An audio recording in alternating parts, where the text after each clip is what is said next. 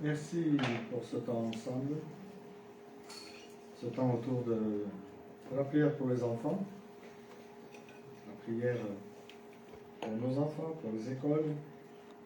Merci de nous rappeler ce mouvement précieux, parce qu'on sait ce qui se passe dans nos écoles, et c'est pas toujours la joie. Et nous pouvons penser grandement à cela. Moi, j'ai choisi 2 textes et une petite vidéo pour parler de la prière. Mais il y a un passage de Marc, chapitre 11, qui est assez intéressant. C'est Jésus, justement, qui donne une leçon par rapport à un figuier. Et à partir du verset 22, il leur répond à ses disciples, « Ayez foi en Dieu. Vraiment, je vous l'assure, si quelqu'un dit à cette colline, soulève-toi de là et jette-toi dans la mer, sans douter dans son cœur, mais en croyant que ce qu'il dit va se réaliser, la chose s'accomplira pour lui. » Wow. C'est pourquoi je vous déclare, tout ce que vous demanderez dans vos prières, croyez que vous l'avez reçu, et cela vous sera accordé. J'espère qu'on n'est pas nombreux à vouloir déplacer les montagnes, parce qu'après, ce serait dommage de ne plus profiter de ces montagnes. Donc c'est un passage qui est formidable, hein, parce qu'on nous parle de demander, et on demande, et on reçoit en fait, on obtient. Mais moi, ça m'a fait penser aux tirettes. Vous savez ce que c'est, les tirettes? Les moins de 40 ans ne peuvent pas savoir. Ça se trouvait dans les foires. Vous savez, ces petites tirettes où on tirait, et on avait un objet enfermé dans un petit carton. Ah, c'était formidable. C'était le bon temps, certains diront. Bon, il n'y avait pas grand-chose dans ces cartons. Hein. L'emballage était plus joli que ce qu'il y avait dedans. Mais ouais, moi, ça m'a fait penser à ça. Ce verset me fait penser à cela. Et étant ami avec Alain Audercé, on échange pas mal, puisqu'il fait des méditations matinales régulièrement sur notre chaîne YouTube. Et il a fait justement, c'est un personnage atypique, Alain Audercé, peut-être certains parmi nous. Et il a fait une vidéo que j'aime bien justement sur la prière. Et donc on va la lancer, Sophie. Merci de lancer la vidéo pour qu'on puisse la regarder. Elle est courte, elle dure 4 minutes. Il faut mettre le son par contre.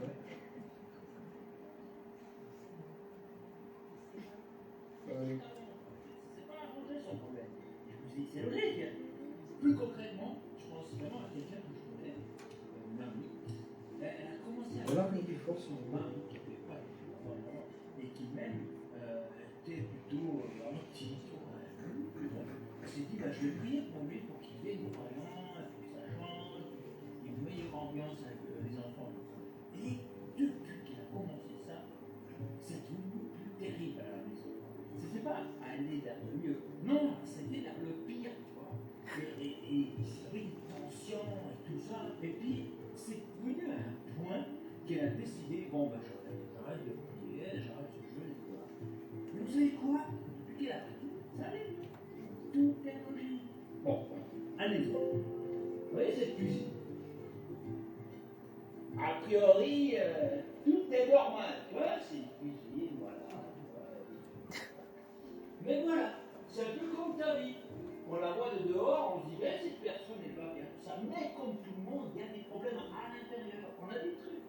Par exemple, le problème de cette cuisine, c'est ce tiroir. Regarde-moi ce tiroir.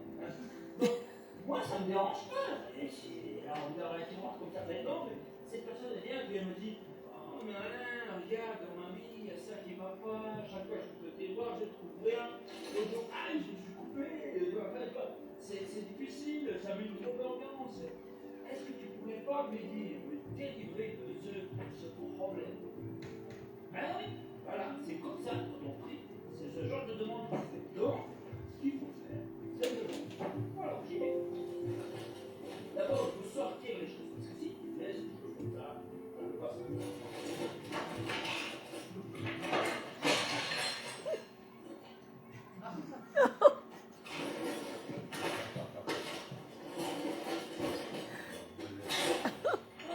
Je cherchais partout.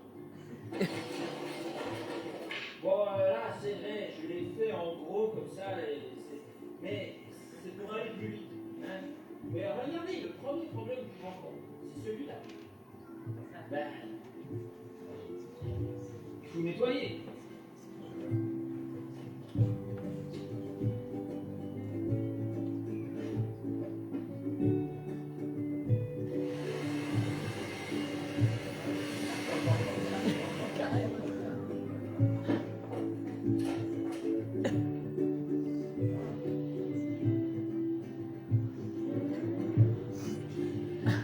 Fantastico.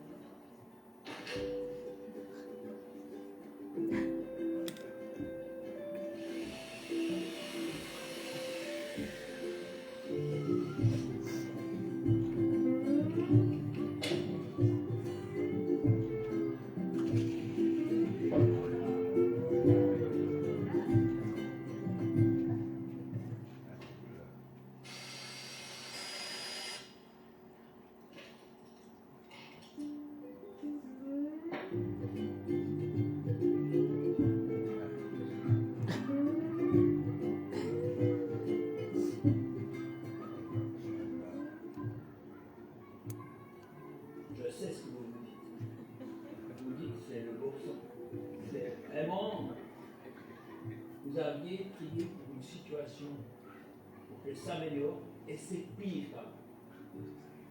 Ouais, mais parce que en fait, je dois sortir une chose pour pouvoir le réparer. C'est un chantier. Et puis Dieu, bah, c'est pareil. C'est un chantier dans mon vie. Il sort des choses. Vous n'êtes pas abandonné, non. Vous êtes en travail.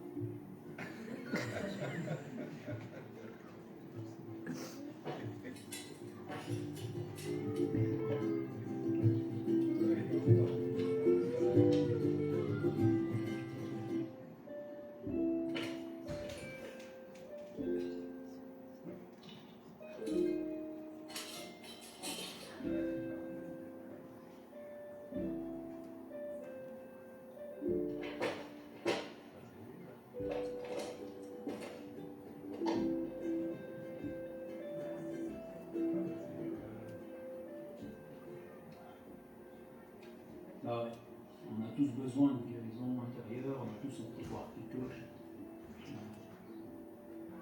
Si on a confié à Dieu les choses, si on a demandé à Dieu de s'en occuper, ben dites-vous pas, ça marche pas, dites-vous, je suis en travaux. Voilà.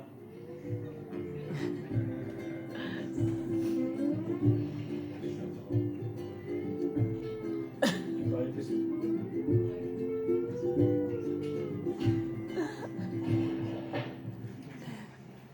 Voilà. Des fois, il y a des paraboles comme ça qui parlent plus que n'importe quoi. Et donc, j'ai choisi un autre passage justement pour soutenir un peu ce que nous dit Alain Auverset dans cette parabole. C'est le passage de Jacques. Jacques, au chapitre 4, verset 1, il dit « D'où proviennent les conflits? D'où proviennent vos querelles entre vous? N'est-ce pas des désirs égoïstes qui combattent sans cesse en vous? Vous convoitez beaucoup de choses, mais vos désirs restent insatisfaits. Vous êtes meurtriers. Vous consumez en jalousie, vous ne pouvez rien obtenir. Vous bataillez, vous vous disputez. Vous n'avez pas ce que vous désirez parce que vous ne demandez pas à Dieu. Ou bien quand vous demandez, vous ne recevez pas car vous demandez avec des mauvais motifs. Vous voulez que l'objet de vos demandes serve à vos propres plaisirs.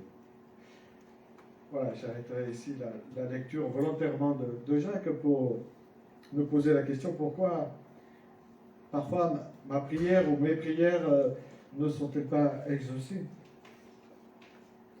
Mais je trouve que le mot de prier aujourd'hui a un sens assez rétréci.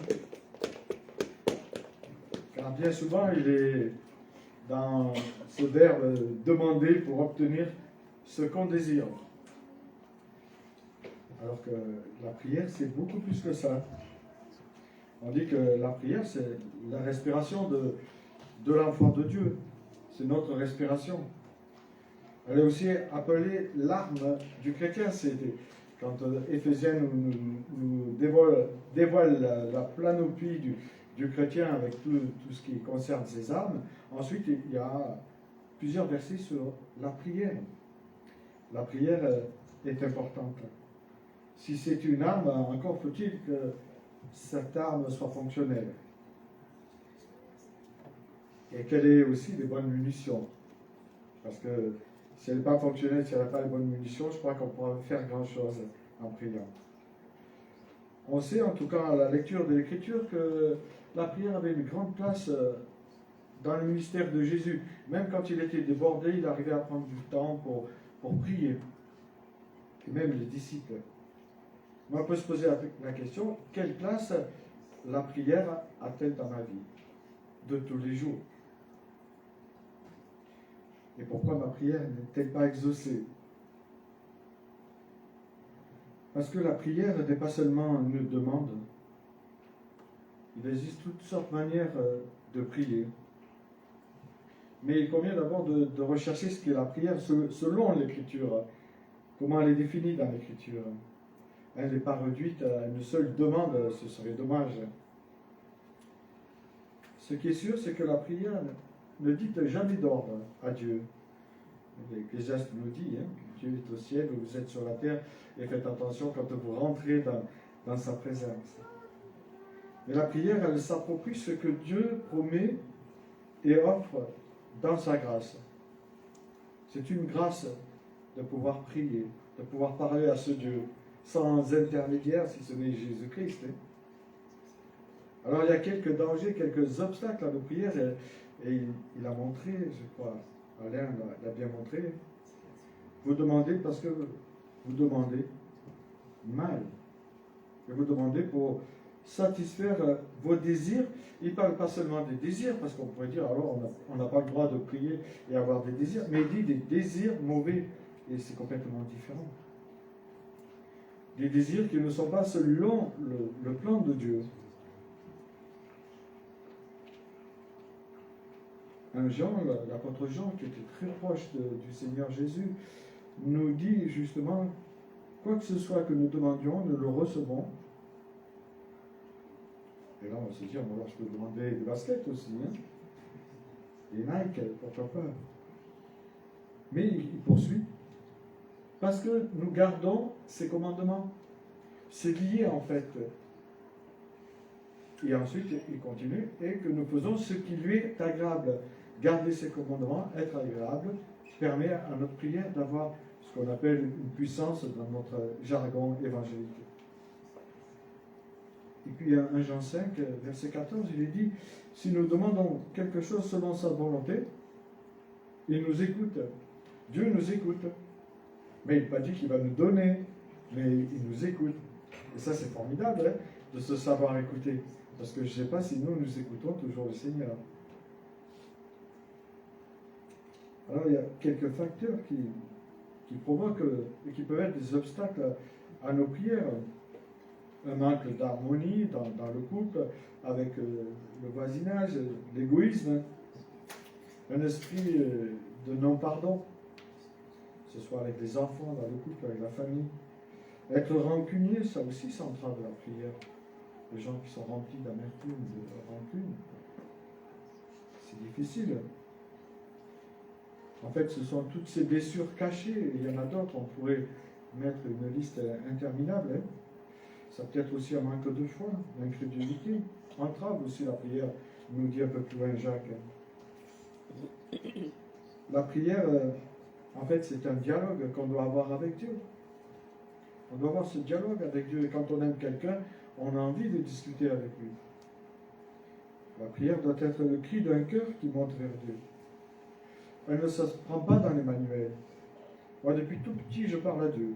Je prie à Dieu. Tout petit, à l'âge de 8 ans, j'ai compris que Dieu écoutait. Je n'étais pas converti, mais je parlais à Dieu. Et la prière, elle doit jaillir naturellement dans notre cœur, qui attend ce secours et cette assurance de notre Seigneur qui nous aime malgré tout. Rien n'est plus simple que la prière.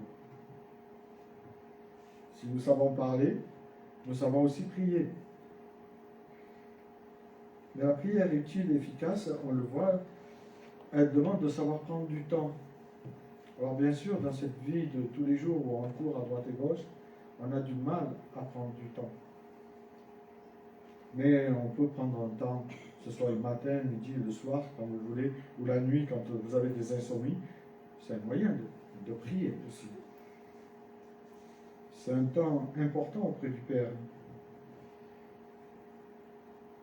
Et puis il y a ces prières flash qu'on peut faire. Vous savez, David a fait des prières longues, mais aussi des prières plus courtes. Et puis il y a bien sûr Daniel qui a eu cette prière flash. Et quand on est face à quelqu'un, on peut prier intérieurement, on peut être plus expressif. Vous avez divisé la prière en 4 temps, c'est intéressant. Parce que je pense que le temps de confession dans nos prières est important tous les jours. Nous avons besoin de confesser quelque chose, peut-être une convoitise, comme nous avons eu une dispute ou une rancune. C'est important de prendre ce temps pour l'apporter à Dieu. C'est nettoyer la maison, finalement, la confession, c'est cela. Il ne faut pas faire comme moi quand je passe à l'aspirateur, je ne passe pas sous les tables. Ma femme me dit, tu as fait, mais tu n'as pas fait sous les tables. Mais là, il faut passer l'aspirateur partout, même dans les coins, les recoins, et même dans les caves. C'est important. Puis l'action de grâce, mais l'action de grâce, ça doit jaillir de notre cœur. Quand on prend le repas, quand on se lève, quand on voit le soleil. Moi, les actions de grâce, je crois qu'il y en a des milliers dans notre vie de tous les jours. Mais parfois, on ne sait pas les voir. Il faut demander à Dieu d'apprendre les actions de grâce. On ouvre le robinet, il y a de l'eau. Oh, c'est magnifique, ça. J'appuie sur un bouton, ça s'éclaire, ça s'éteint. Tout ça, c'est des actions de grâce. Il ne faut pas dire, oh, on me le doit ou je suis habitué. Non. Pensons à ceux qui n'ont pas ce temps-là d'action de grâce. Et puis il y a le temps de silence, où on se met à l'écoute de Dieu. Ça aussi, c'est important d'avoir ce temps de silence pour qu'il vienne à notre secours. Parfois, on ne peut pas prier. Et l'Esprit nous est dit qu'il vient à notre secours. Il intercède pour nous. Et ça, c'est fantastique. Et puis le temps d'intercession, de supplication, alors là, c'est compliqué pour moi. Parce qu'on a beaucoup de monde, on connaît beaucoup de monde, on a baroudé, et donc il faut essayer de ne pas oublier, et donc se prendre du temps. Et puis l'adoration est importante, ce temps d'adoration. Dire à Dieu combien nous l'aimons, combien il est important dans notre vie. Ce temps de louange aussi, c'est important. Alors bien sûr, ça fait un peu peur de schématiser une prière comme ça, mais ce n'est pas le temps qui compte, c'est le moment avec lequel on est auprès de Dieu. Mais il faut savoir aussi s'arrêter et prendre ce temps de confession, d'action de grâce, de silence, d'intercession, d'adoration. Je crois qu'on peut se fixer des semaines, une fois par semaine, prendre ce temps. Le temps et le lieu, je dirais qu'il importe peu pour prier. Mais en fait, on le voit dans la Bible. Il peut y avoir un aspect public, ou ensemble, là, ici, dans l'église, on peut prier ensemble. Mais il peut y avoir aussi l'aspect privé. Quand Jésus dit « entre dans ta chambre », ça peut être au travail. On peut prier au travail, dans son cœur, dans la voiture. La prière est plus une affaire de cœur que de lieu et de temps. L'état du cœur du croyant importe plus que le temps et le lieu. Et Timothée dit « Je veux qu'en tout temps, qu'en tout lieu, les hommes élèvent des prières. » Voilà, c'est cela ce que Dieu attend de nous. Il n'y a pas non plus de position spécifique, parce que si vous regardez l'Écriture, vous verrez que certains prient à genoux, Paul, on le voit prier par moments à genoux, on les voit prier en élevant les mains, c'est-à-dire debout. Bon, il y a toutes sortes de prières dans la Bible. Elle peut se faire debout comme assis dans le lit,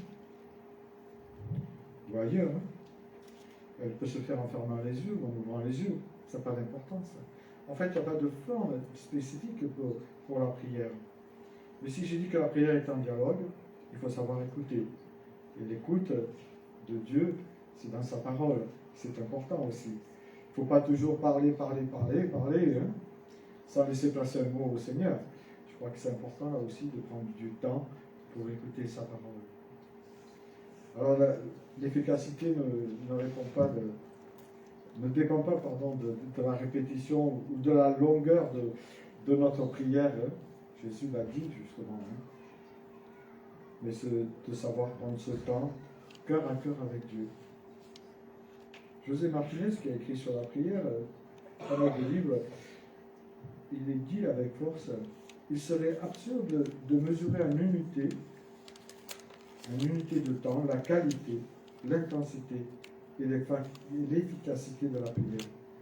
Elle ne se mesure pas avec un chronomètre ou avec de belles paroles. Non, c'est une question de cœur à cœur avec le Seigneur. Moi, je vous encourage à prier régulièrement. Alors, après avoir une prière courte, mais essayez de mettre un temps à part pour Dieu. Une fois par semaine, essayez au début, une fois par semaine, d'avoir ce temps. Comme quand on regarde un film, on est capable de regarder un film. Il y a des films qui durent 1h30, des fois 2h30. On peut prier 2h30, non? Je ne sais pas. Ça me semble logique, puisqu'on sait regarder les films. Vous regardez les films, à moins qu'il y en ait ici qui ne regardent pas la télé. C'est possible que les menteurs se lèvent. Bon. Non, je vous encourage sincèrement à prier. Parce que la prière, c'est vraiment un beau dialogue qu'on peut avoir avec notre Seigneur. Celui qui a donné sa vie pour nous, qui nous aime malgré nos manquements et qu'on lui est si cher. Lorsque vous traversez des déserts spirituels, on en a tous, ou on en aura, et bien priez. Lorsque vous vivez des épreuves douloureuses, et parfois très longues, et bien priez. Car en déposant tous vos soucis au pied de la croix, et en laissant le Seigneur agir entièrement, il vous remplira de son esprit.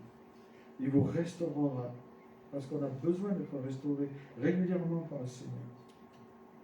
Et surtout, la parole nous dit, priez les uns pour les autres. J'espère que vous priez pour moi. Moi, j'essaie de prier pour chacun de vous, régulièrement. Donc, des fois, je vous dis le prénom, je dis celui-là, je ne me rappelle pas, mais tu vois qui c'est, Seigneur. Hein? Bon, voilà. Et c'est important.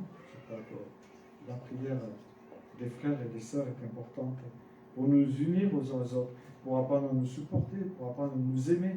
C'est la prière qui va nous aider. La prière du juste est efficace, nous dit Jacques. Et il donne cet exemple d'Élie, où Élie nous montre qu'il est important de savoir prier avec persévérance, même si on ne voit rien venir. Il ne voyait rien venir, regardez, le ciel était bleu, wow. 1 an, 2 ans, 3 ans, ça commence à faire. Mais il a persévéré. Mais aussi, il est important de savoir demander, en étant, comme il dit, patient, dans l'attente de l'intervention de notre Dieu, de notre Seigneur, de notre Roi. Vous voyez que le Seigneur nous aide à prier avec sérieux et rester dans notre vie de tous les jours. Amen. Seigneur, merci. Merci pour tout ce que nous avons entendu ce matin, première partie. Merci pour ta parole, où vraiment elle est riche en enseignements sur la prière.